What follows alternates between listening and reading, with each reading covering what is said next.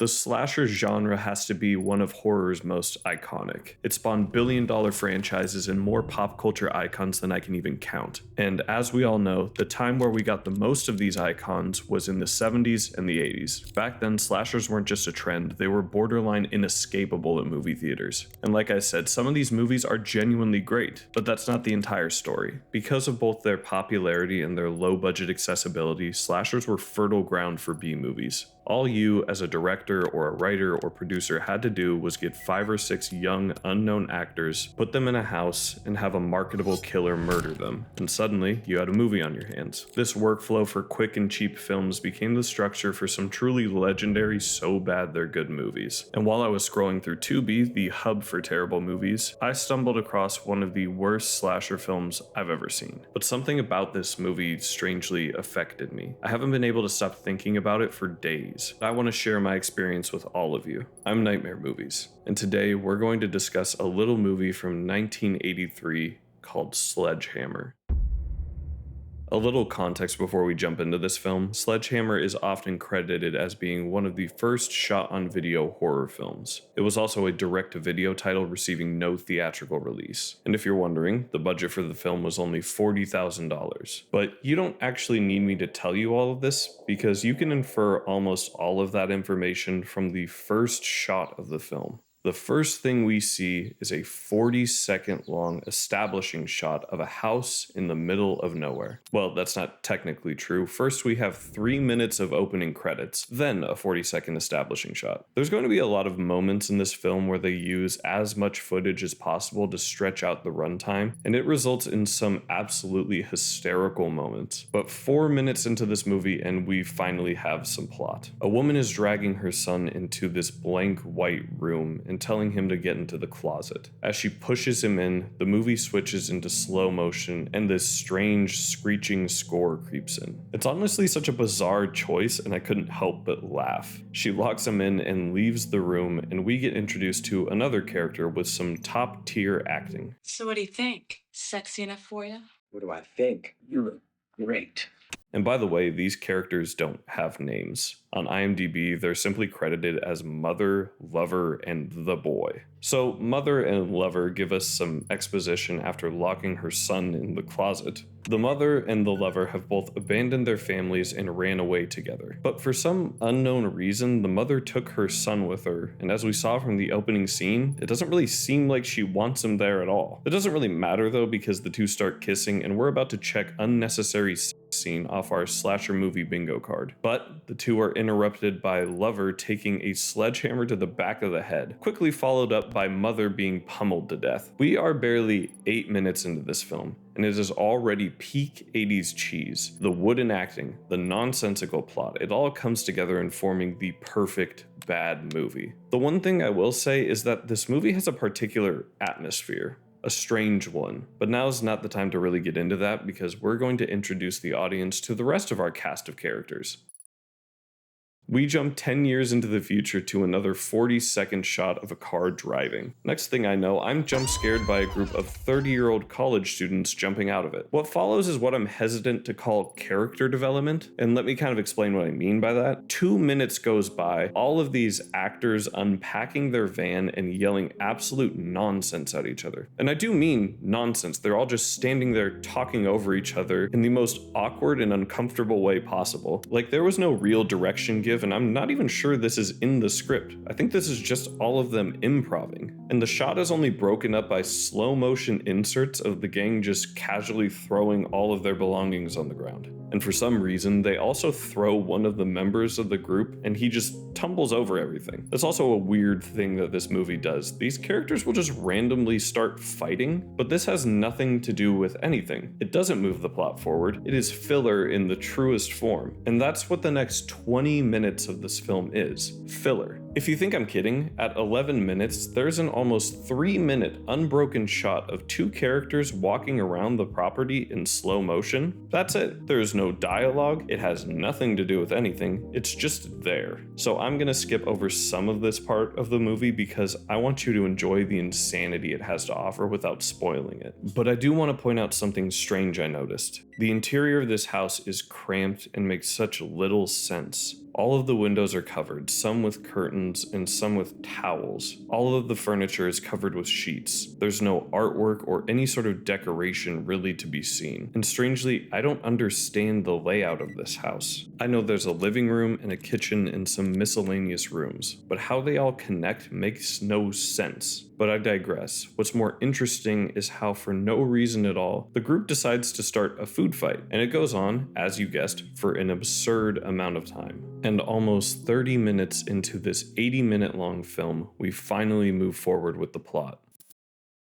The music and the fun stops, and one of the men tells the group that it's time to perform a seance. He begins retelling the beginning of the film with a little more context. After the lovers were taken out, police investigated and couldn't find the son anywhere. The belief is that he was taken by the killer afterwards, but that isn't the story the locals tell. They say he's still out there, watching, waiting for his mother's killer to return, waiting to take his revenge, and he might just come back tonight.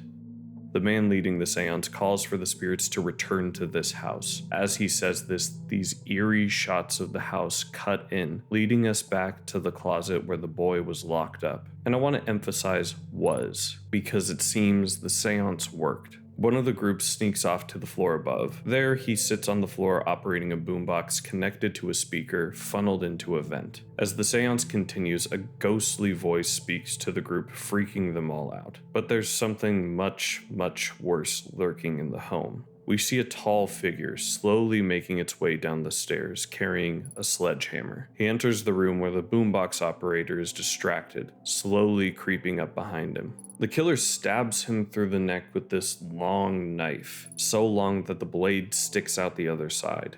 Then the killer grabs the blade and drags this man out of the room by the neck. It's this weirdly dark and graphic kill for something that up until this point has been nothing but goofy. This marks a turn for the movie where all logic is completely thrown out the window, and the next 30 minutes are an absolute fever dream.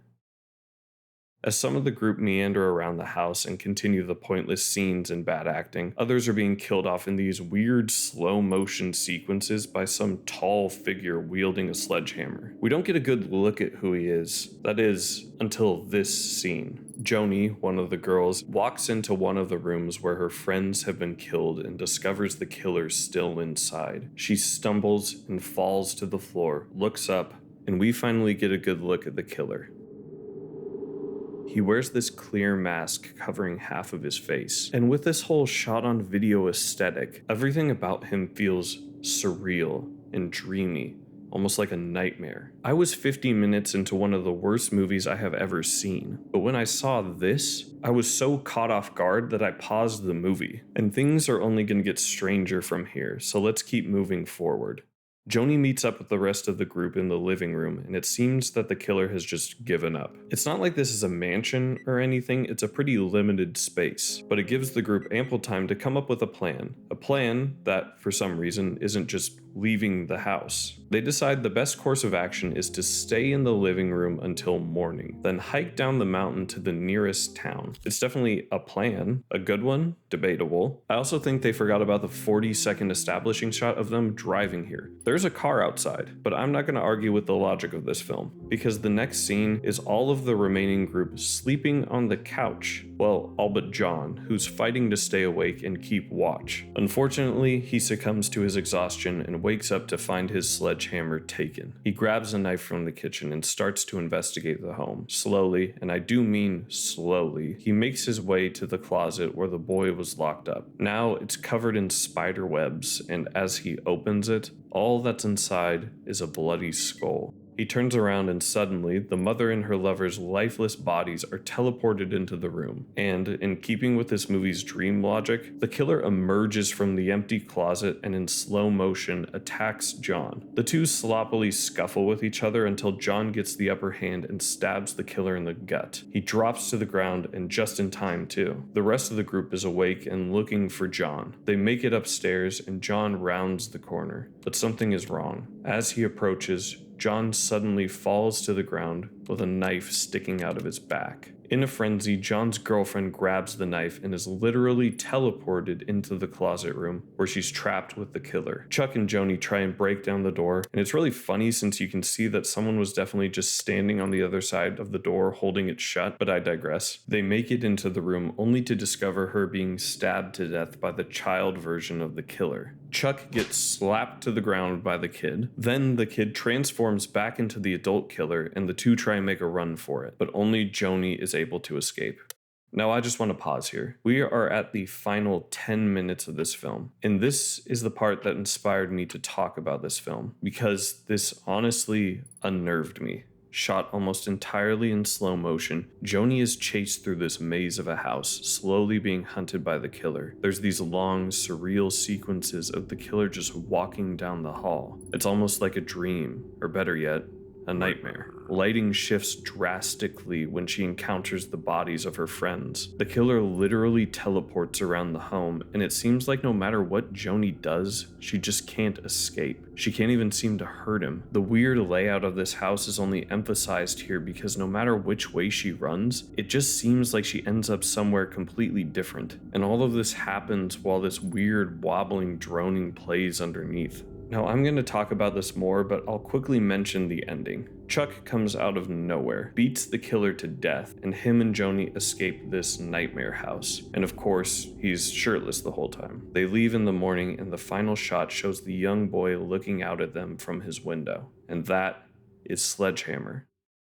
I want to start off by saying that this might be the most bizarre movie I have ever seen. I've seen a couple descriptions of this film be that it's like it was written by AI and directed by aliens, and that feels like a very on-point analysis. The movie logically makes no sense. Is this some vengeful spirit going after these way too old to be college students? Why does the killer teleport and why does no one leave? The characters make the most baffling decisions and there's barely even a plot. I'm also not kidding when I say I think a good 30% of this movie is shot in slow motion. But for some reason, this movie has not left my mind. Something about the atmosphere this movie crafted is weirdly unnerving, and I'm not the only one who feels this way. Searching online, you can see a lot of different people sharing this same sentiment. It's a terrible movie, a great time if you're in the mood for a laugh, but the atmosphere, the dream logic of it all, it's strangely unsettling. And like I said, nothing makes sense, even the home itself. I mean, if you literally take still images of the interior of this house, they would fit perfectly in something like the liminal spaces subreddit. And the last 10 minutes of this film are so eerie at points. Seeing this humongous man walk down this hallway in slow motion or exit a room for such an extended period of time, it's such a striking image and I couldn't stop thinking about it. The lighting shifts randomly to emphasize the horror, and all of it takes place with almost no dialogue and this creepy synthesizer harmonizing with every action the characters take. It almost reminds me of those Adult Swim horror shorts like unedited footage of a bear, and I think if you recut this movie into a short, taking its best moments and amplifying them, it would fit perfectly in that surrealist horror world. Whether intentional or not, this movie had an effect on me and a whole lot of other people, and I think there's something to enjoy here. You may go watch this movie and enjoy how terrible it is. And trust me, I'm not saying this is a good movie, but some of you might just come out experiencing something different, something strange, and hopefully having a great time. This is a great film to just throw on and laugh at, and I think should be in the top tiers of so bad it's good horror. But either way, I hope you all go check it out and enjoy it, and I hope you enjoyed this video. Thanks for watching, don't forget to subscribe, and I'm Nightmare Movies, and I'll see you all next time.